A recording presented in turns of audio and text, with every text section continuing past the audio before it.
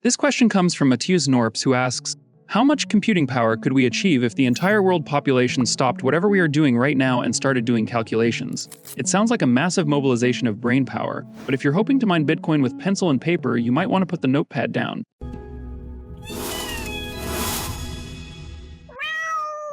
Comparing biological brains to silicon chips is like comparing apples and oranges, though. Unlike red delicious apples, which are a travesty, both brains and chips are actually useful. The raw speed test. To make this comparison fair, we have to play on the computer's turf. Let's look at standard benchmark tests. Floating point math and basic logic. Computer scientist Hans Moravec estimated that a human doing these calculations by hand can finish one instruction every 90 seconds. That is painfully slow. If you take that speed and multiply it by the entire human population, the results are humbling. A processor in a mid-range mobile phone can perform calculations about 70 times faster than all 8 billion humans combined. In fact, if we look at the history books, a single desktop computer surpassed the raw processing power of the entire human race back in 1994. The moment Intel released the Pentium chip, humanity was officially left in the digital dust. The complexity counterpunch. But wait, raw math isn't the only way to measure thinking. Humans are incredibly efficient at context. If I show my mother a photo of a broken vase and a cat, she immediately knows the cat knocked it over. A computer might just see a collection of pixels or hallucinate that the vase exploded.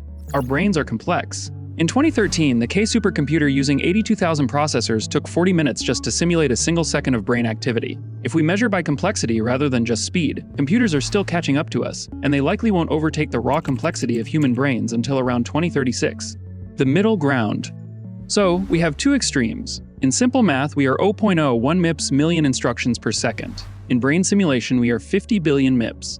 If we take a geometric mean to find a fair middle ground, a human brain clocks in roughly equal to a modern laptop. This suggests the singularity, where digital complexity overtook human complexity, actually happened quietly around 2004. The ant? Conclusion. But before we feel too threatened by our laptops, consider the ant. There are about 10 quadrillion ants on Earth. Based on transistor counts, we technically have more computing power than the global ant population, but ants have survived millions of years without software updates. We might have beaten the ants in transistor counts, and the computers might have beaten us in math, but if I had to bet on who will still be around in a million years, computers, humans, or ants, I know exactly who I'd pick.